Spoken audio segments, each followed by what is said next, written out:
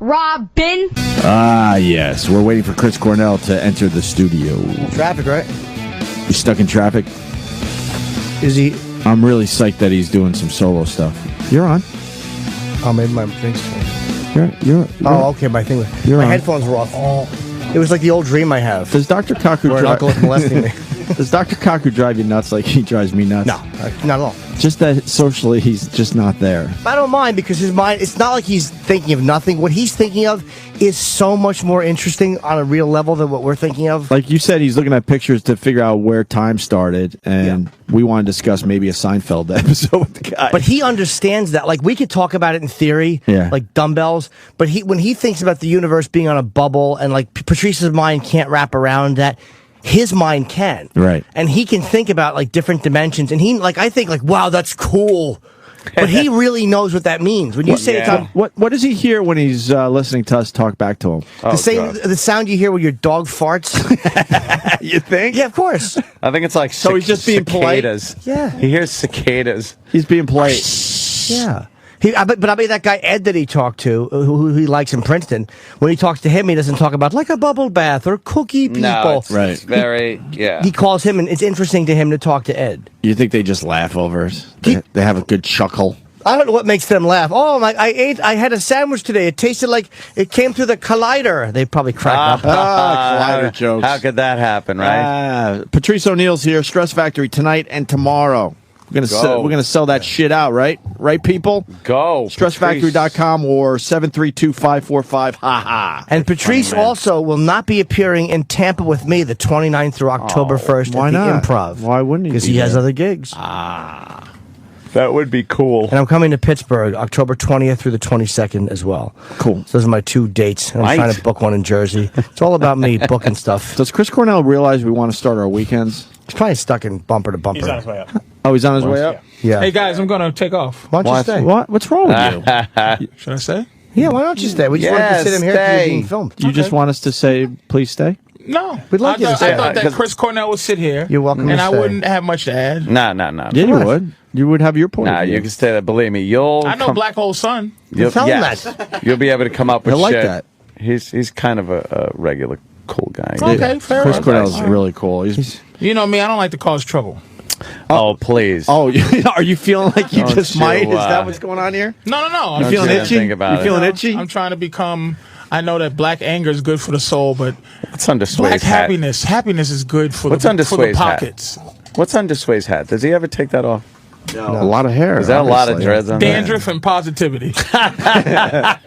Why hasn't Sway come in and say hi yet? Because he You doesn't broadcast like next door. I don't know. Sway is pro-black.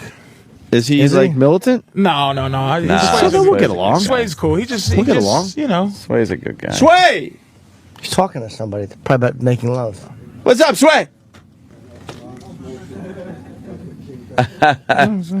Say he doesn't want to say hi. Yeah, he has no interest. Come in and Coming say right hi. Sway, Sway, what's up, man? we just want to say hi to our neighbors. How you doing? I've never really got the official invite. Let's be honest, Sway. Tell the white people. We're not interested. You're not interested. I'm here, but it's just Patrice is like, you're not in. We live right across the street. No, See? you know. There's a train track in between your studio and ours. No, right? I've never Just be climbed the honest, fence. Sway. Just Just tell be them the truth. You can be honest. Time to Because repent. they ask a white question like, "Hey, what's under the hat?" I'm just saying, what's under white hats? Fucking hair. What's under the hat? Nah, because I know them, so they just know. But Patrice doesn't think you like us. I know He gets a feeling. I don't know. He gets a always feeling. says that because he thinks black people just don't like us. Yeah, Which is not true. I think, as a black person, be honest, Sway. When you look at him, immediately you can't like him. pointing at Jim Norton. I didn't have any desire to meet him. I would have. There you go. Yeah. That's why he hasn't come in here. Yeah. You work across. It's just like me and my come on Chinese in. neighbors. No But one once you talks. get to know me, I'm a lot of fun. You're all right, man. Take a seat over there and shit, I guess. Absolutely. We're on the air. We never really met. No, we didn't. Yeah, it's all You right. know Sway? You're seeing Sway from MTV. And What's up, man? How you shit. doing? Hell yeah. You guys, How are you? Chris Cornell. That dude looks of course. scary, man. You know. That's Chris Cornell. Yeah. That dude. That's Chris Cornell. All right, but I got to go back to work. All right, Sway. Oh, damn. All right. We just wanted to meet you. Sway, we wanted to finally, just break the ice and say hi, Absolutely. We'll never talk again, but at least we said hi. But at least we could do that, like, smile, kind of nod, hey, in the hallway. Yeah, absolutely. You guys are legends to me, man. I've been following you for a long time. So we've seen you on MTV for many, many years now. Absolutely. Now I'm doing Shade 4-5. I know, you're right there. We're family. Let's do one something door away. real, though. We'll do something together. You guys come over there. I'll come over here. Yeah. We'll bring our guns. All right. What happened? We used to go over there. I got beat up. What happened? No, it's fine. No, it's totally fine. Get racist. No. We're not racist at all. Excuse me, you interrupted. Go ahead. Yeah, of course he interrupted. All right, Sway, thank you. Take it easy, Sway. Wow, Chris Cornell Taking up Chris Cornell's time. is sorry, Chris. in the studio now. Goddamn. Chris, I got to start. Earlier in the show, we played The Keeper before you got here. That's excellent. And fucking love the song. Thank you. Me and Ann always talk about when you slow it down, you have just the most amazing voice. Thank you. And it's good to hear that. Yeah, there's two things there. You could either get the holy shit Chris Cornell, like really fucking getting the range and screaming and sounding amazing, but you could take it down and do a real soft song that is just really shows off your voice too, man. Touching, quite touching. I think there's a compliment in there somewhere. Somewhere, yeah. Yeah, it was a little weird, There's right? confusion in there. I know. It's not your fault. I don't know what I'm saying. I It's guess something that I have done. I saw Created this Soundgarden in my life that nobody really knows. It doesn't make a lot of sense, but I don't know. I just like music, so whatever I like, I want to kind of go do sometimes. So, do you like Johnny Cash's cover? I mean, I love his cover of Rusty Cage. When you first heard that, did you like that? yeah, I did. You did. It baffled me a little the concept, but I learned a lot. Which was, you can take any song and kind of do whatever you want with it, and if it's a good song, it'll work out. He just took Rusty Cage, a Soundgarden song, which was this crazy against the wall riff, and then they just rearranged it so it went dum dum dum dum dum dum dum dum dum, and then he sang Rusty Cage over it. It was Johnny Cash. It was great. And then he went dum dum dum dum dum. It's like wow, which is really a stretch for Johnny Cash. Yeah, that whole thing. Johnny he Cash did his song. Johnny Cash thing. But he turned me on to the song from Soundgarden. Like I heard Johnny Cash's first. Oh, really? And then he got into Soundgarden. Really? Yeah. Yes. That's an odd thing. I'm very Don't you anal think? about rock. I listen to Sabbath and Kiss. Anal I about feel everything. disloyal if I like anything else. Really? Yeah, I'm a complete creep. He's obsessed with If you like Sabbath. anything else, it's true. Yeah, I'm stuck in the 70s. But I got messages from people after Johnny Cash did the Rusty Cage, telling me that how great the lyrics were, and they never said that when they heard my version. It was Johnny Cash sort of. I think you listen to him more, and he sold those words more than I did somehow. I wonder why that is. I don't know, but even when I met him one time, and it was terrifying. It's the only time I've really been scared to talk to another human being. And when he spoke, like the ground vibrated around you a little bit because the voice was really low, and he was just a super intense guy. But some people have that ability when they sing. You stop and pay attention to what they're saying. How is it out with Soundgarden? Everything fun? Great. And, yeah. We had a blast. I went to the Jersey show. Fucking amazing. Thank you. It's fun. It's really fun. Really loud still, man. Yeah. Really loud still. That's Holy good though, shit. because sometimes you see bands And when they get back together again, and it's like, fuck, man, Yeah. I remembered this when it was loud. Oh, they like to and keep now I it can loud. talk to the person next to me. No, it's not like that. Yeah, no, No, you're not having conversations when you go to a Soundgarden show. That would be weird, almost. I think if you could hear anybody speak. Yeah, That happens sometimes. It sucked. I went to see this is years ago. I went to see Blue Oyster Cult when they got back together, and I was able to lean over to my friend and go, "Yeah, this is ME262. I'm glad they're doing this one." And you're like, you never would have. Your nose would have Turn bled. that shit up, right? Yeah, it was crazy. Yeah. That's what I like, though. Still, yeah, Soundgarden. You're gonna hear the volume. The guys are all into it and shit, right? Yeah, and we're all having a great time. We tried to actually, in the interest of not murdering our ears and getting tinnitus, and we tried to back off the volume a little bit this time. We were talking, we were rehearsing a lower volume. Try that out, and it just everybody sort of reaches and turns up slowly at different times across the stage, and then that starts playing louder, and then at some point, usually you see the first person you usually see is the guitarist to go over and go like just a little touch to get his lead up a little bit, and then the bass player is like, bottom end is gone, let me go up here, and then the drummers fucking just pounded and tried to play a little louder, and Chris is screaming. Yeah, and after 10 little bit, it's before you know it, it's insane. Are your Back ears up where it's shot? supposed to be. No, my ears are pretty good, but yeah. after some of these shows in the summer, I definitely was hearing bells and. Oh, you don't do the plugs? No, I do all in his ears hair. sometimes, but I don't. No, Okay. no. Yeah. You don't hear that Yeah, I hear that. that whistly sound, man. Yeah. Or sometimes just in the middle of the night wakes me up. But it goes away. Do you have to? In a while, it does. Do you have to go to sleep with like something on, like a TV or? Thank God. I hope that doesn't happen. I have friends that do that. Yeah, It's like not you just because you have to have a fan or something. Yes, something. Someone in the room telling you rule. No, that's like what an idiot I am. That was all right, though. Yeah. That stunk. No, it was kind of cute. What's the solo tour all about? What are we going to hear? I don't know. I usually don't do set lists for that. Oh, you just But like whatever I want from any. you just kind of make it up as you go? Yeah. You never get it's all somebody acoustic. yelling, "Do Stonehenge!" from the Yeah, I crowd. do. If you yell it, I'll probably try it. Give it a whirl. That's yeah. sort of part of what's fun about it, because with a band, especially a loud band, it's hard to communicate and let's do this song because someone brought a sign, that kind of thing. Right. Like when I'm alone, I can just do it. What songs have you tried?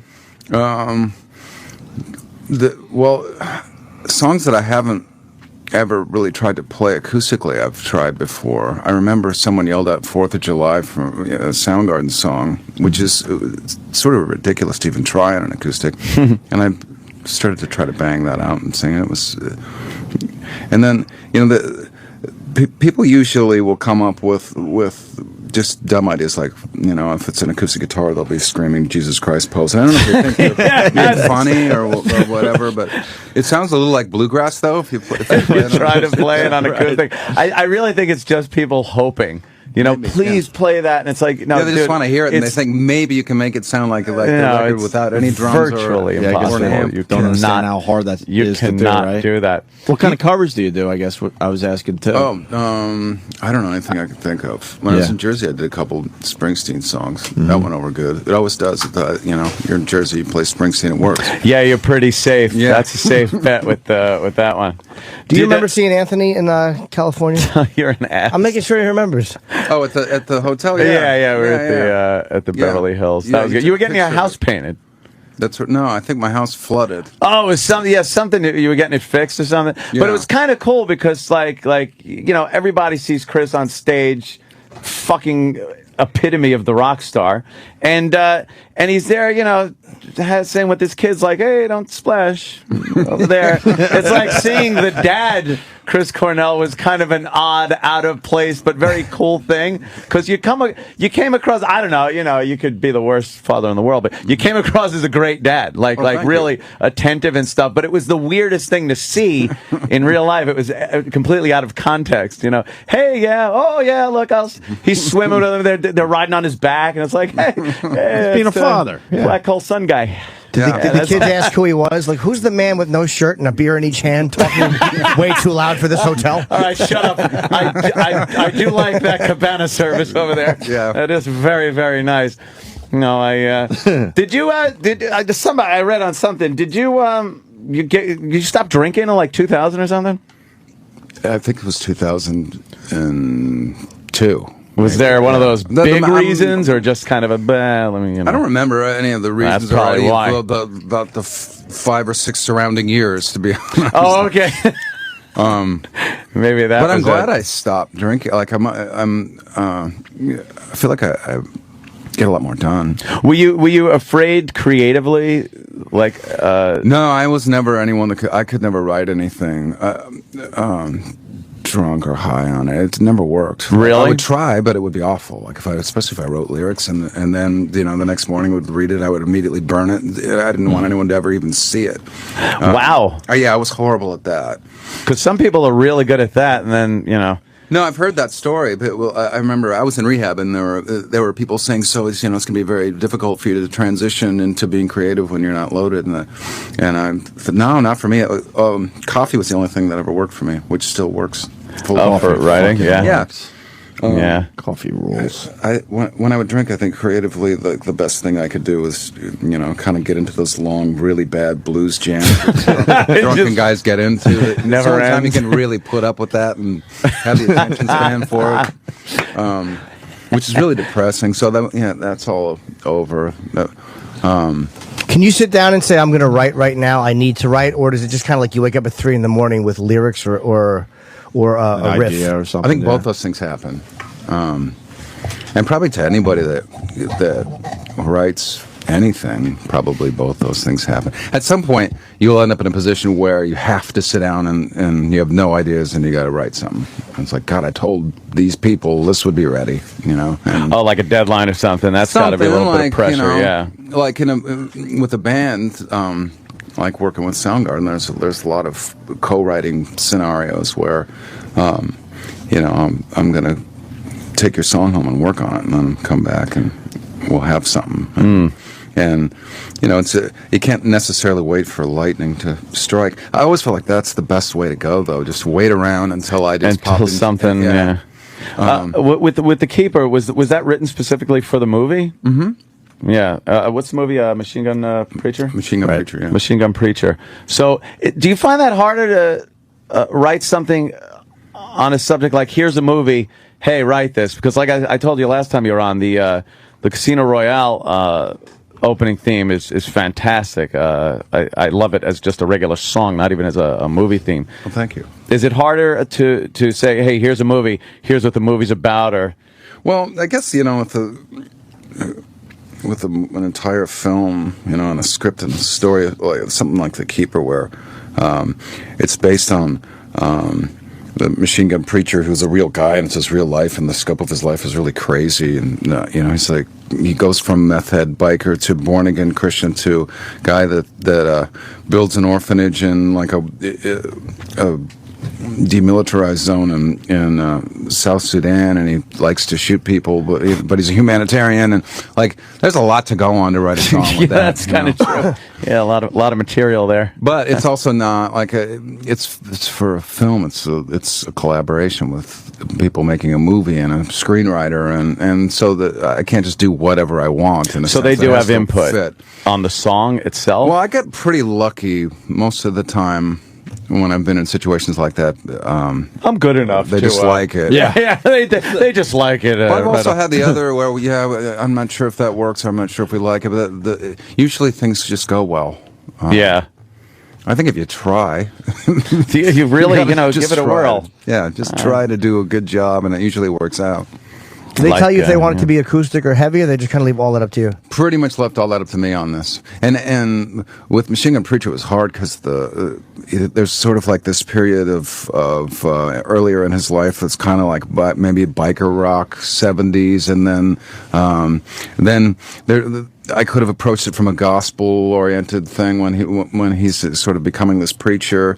But then there's African music, Sudanese choir, there's hip-hop, and there's all these different periods in the story where different kinds of music could fit in, and somehow or another I ended up with just an acoustic guitar and singing. I'm not really sure how that You look at everything and go, that's just too much shit here, let me grab a guitar. Are you actually singing the movie plot, or no? You're not singing about them? Or are you singing something that fits it thematically, or actually what goes on in the movie? My approach was like, because I don't know what it's like to be one of the children of the story's about, or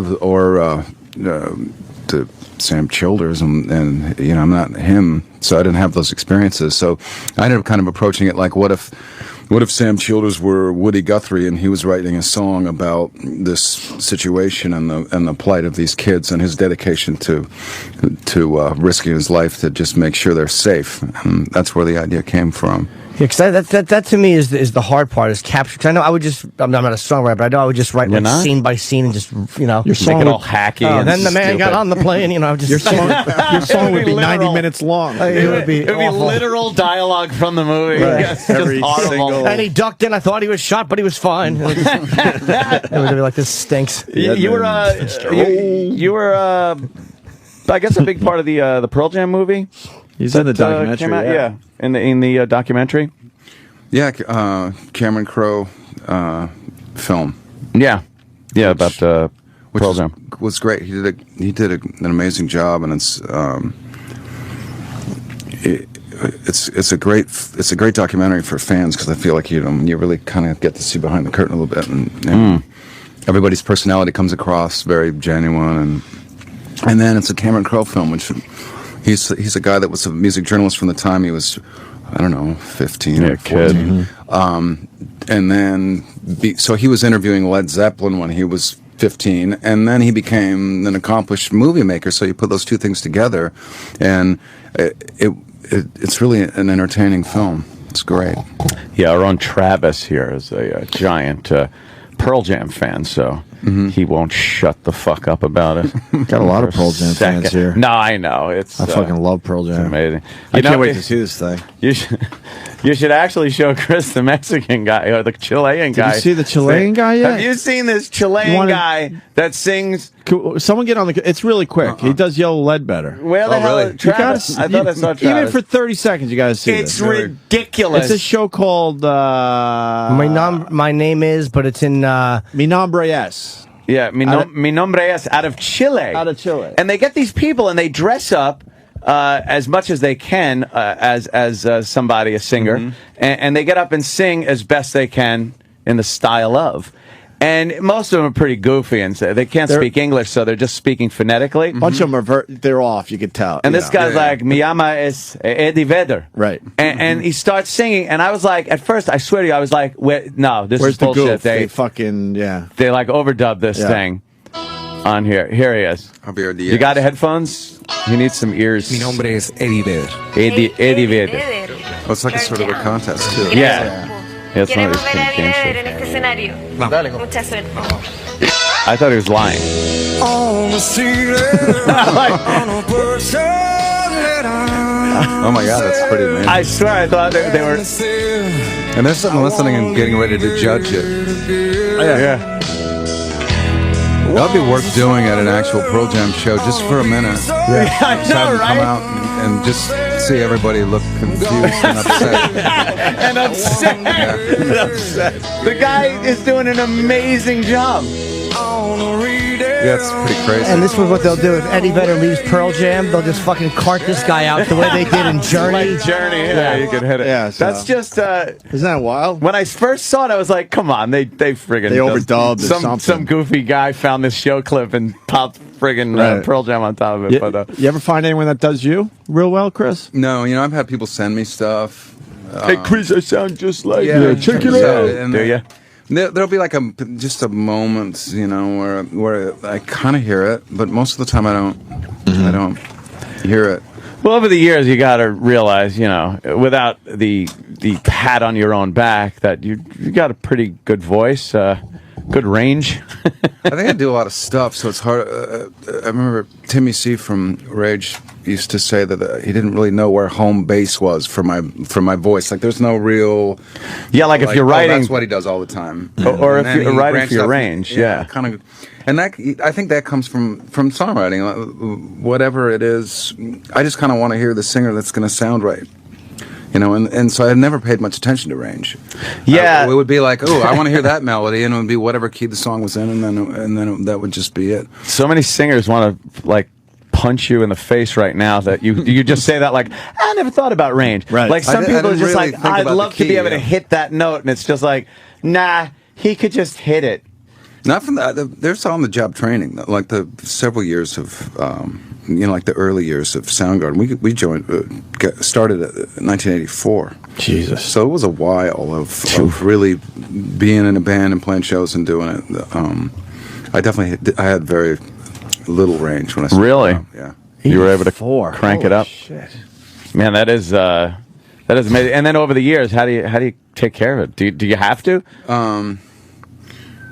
Well, it helps not to drink and smoke. Oh well. That makes it easier. Does it? Other than that, yeah. It's all the obvious things, really. It's just the obvious things, You can't drink like a fish, smoke cigarettes or weed. Yeah, and you can a little bit, but like a lot doesn't work. Yeah.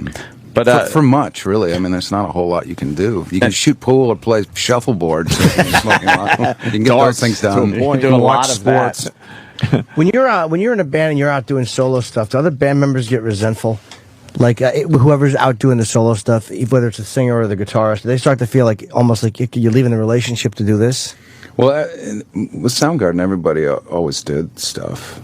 I mean, Matt and I did Temple of the Dog in 1990, and you know, that I think that was sort of a testament to just the trust that we had inside of the band.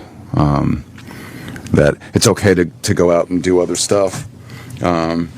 And know that you're kind of safe in your band, and everyone's secure in the fact that this is what everybody you know is dedicated to all the time. Is there ever this time where the band wants to do something, but you're like, oh, I know the solo stuff's booked. I can't. Not really. You try to work it out. Not really. Yeah. Right. Not really.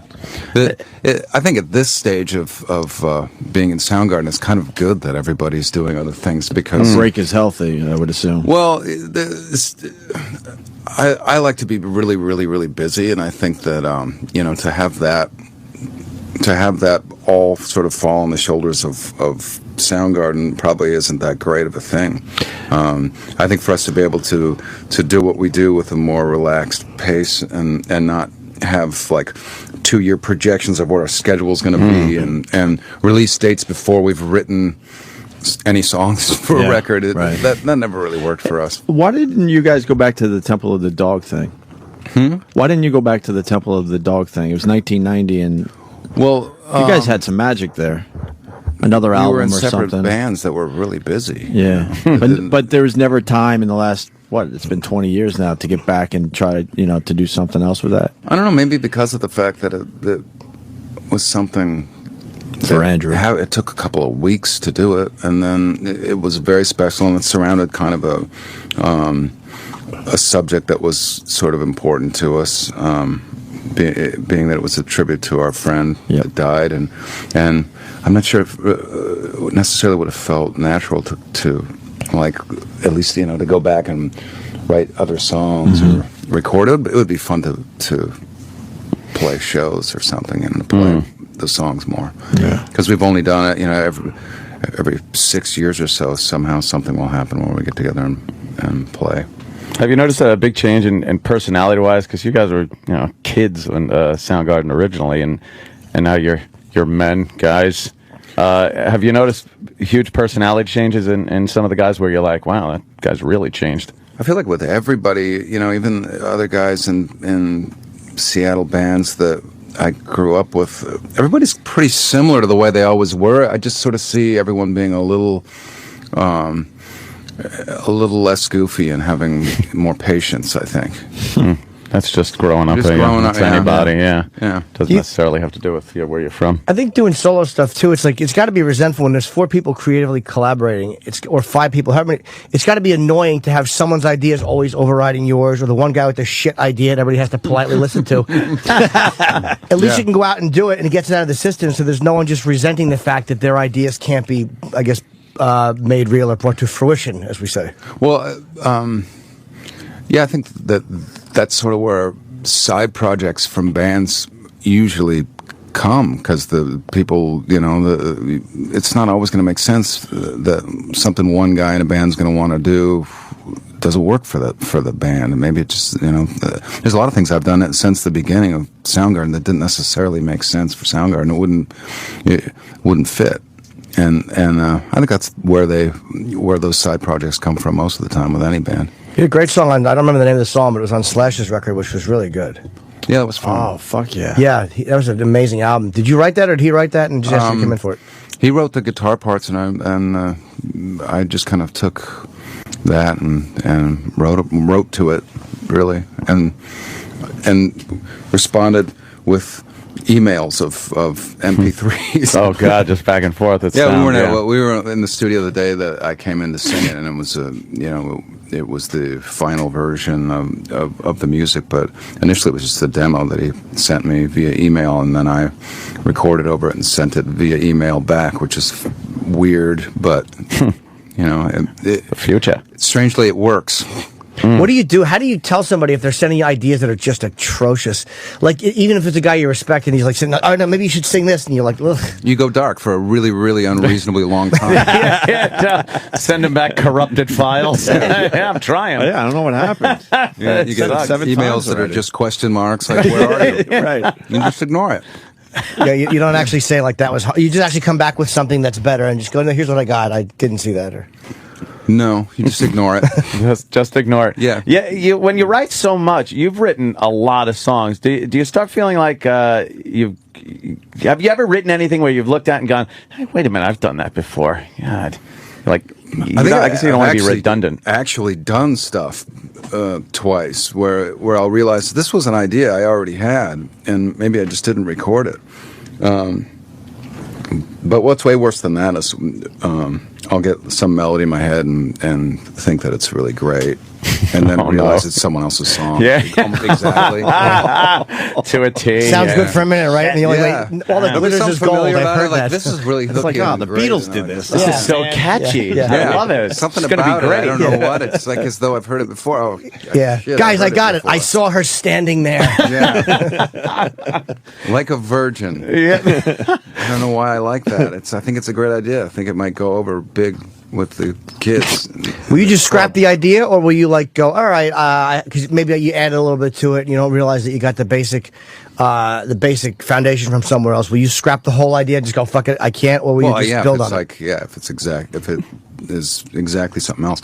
I think like a lot of the time, you can play me in kind of any song, and I might be able to tell you 2 or 3 things that have similar notes or are similar. Right. But if that happens, that's okay. But if it's just one thing, it's kind of a carbon copy of somebody else's song. Yeah. And it happens. It's amazing how it goes. Oh, sorry. Yeah, I haven't really heard a Soundgarden, at least, be guilty of something like that. Some of the quality band. Control in place. Yeah. It doesn't. Something must It's be. not going to get to you. Yeah.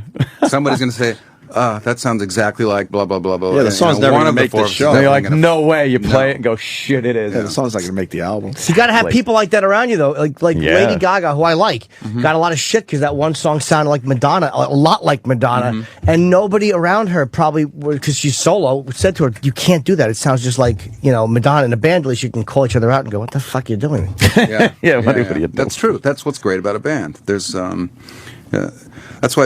that's what creates the identity of the band. That's what sort of serves the fans. You can't take hard right turns if you're in a band that's truly democratic. You can't go hard to the right or hard to the left because you've got a bureaucracy that is going to sort of slow that down at least a little bit. Would you guys ever work with Black Sabbath? Like on the road or something? That'd be great. Cool. Obviously, I played a show with Black Sabbath in Germany, and it was unbelievable. I guess that would have been like 5 years ago. Was it on Ozfest? No, it was just like a German festival. Oh. And we played, and then they came out, and it was really incredible. I was blown away. Everybody was great. The only thing that was a little weird was the drummer had an actual guy crouched down beside the hi-hat with using his fingers to count off measures and beats to the guy, so it would be sort of 1, 2, and then 2. So he always kind of knew where he was, and didn't really look at the guy, but the guy was there in case he needed to look at the guy. That's really odd. I think Bill Ward's Bill Ward. I wonder if his hearing is going a little bit. I don't know. Play with a click or Maybe something. you just got lost. I mean, it can happen, I guess, over time where you sort of your mind can wander.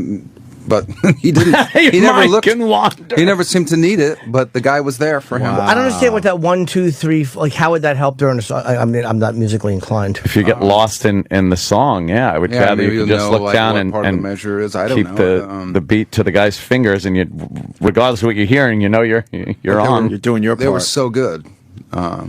It was really incredible. I mean, that's when you stop and go, yeah, that's how you do it. That's how the real guys do it. Have you noticed Ozzy's voice sounds a lot better now? It's weird. I think he quit drinking. He sounds like a lot healthier now than he did 5 years ago. Something about that. I don't know. Right. Yeah. If you pause and like look at certain things, I don't know. I always felt like he was just sort of uniquely him. So I've always liked his voice live. I always felt like he did a great job. Yeah, even when it cracks, it's still fun. Yeah, exactly. He's still Ozzy. He forgets the fucking worst over the mountain 30 seconds into the show. Who cares? It's still great. He would do that. He would just start singing the last verse first, and nobody gave a shit. It just worked. Wow. You're singing the right ones. You know what? It's 10:15. I don't want to step on Ron Fez's time. Chris Cornell, new song on iTunes. I guess The Keeper, right? Yeah, we're gonna iTunes. play it again. Yeah, Might as well play it it's again. great. It's from Machine Gun Preacher. Yep. And the dates for all the tours, he's going to be doing Carnegie Hall here in New York, November the 11th. I'm sorry, November the 21st of this year. And there's a bunch of dates, including the Borgata and great, Allentown. There's Count Basie and Red Bank. Just go to chriscornell.com and get the dates. 'Cause he's playing everywhere. It's all written down here too on this sheet of paper, and I'm going to take it because I have no idea what my. Take that with you so you know where you're going to be. Thank you. This is Chris, great. thanks, man. Thank you. Always a pleasure talking to you. Thank you. And Patrice Oneal, where you at? Stress Factory tonight and tomorrow. Yes. There you Patrice Oneal. And Jimmy? Stress Factory. Tampa, Florida Improv, September 29th through October 1st. Pittsburgh Improv, October 20 through 22nd. I'll be in my yard with a beer. Yes. That's about it. Yeah, and after that, you could just put any day dash 2011. All right, we're going to leave you with Chris Cornell's song, The Keeper. Have a good weekend.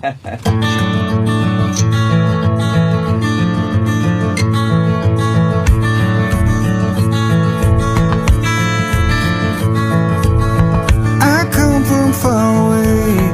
My boots don't know this ground. What are you, crazy? Hold on. You mother effing piece of crap. Somebody stop him! Stop it! Damn you! Shut up! Oh, yeah. Yes, suck it. Come here! Daddy! Oh, yeah. Yeah, suck it. Somebody stop him! Shut the hell up! Pander! Be daily! God damn it! It's like a cat!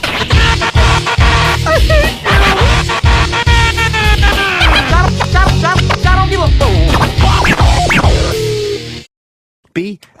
BILLTETLEY, Bill Tetley.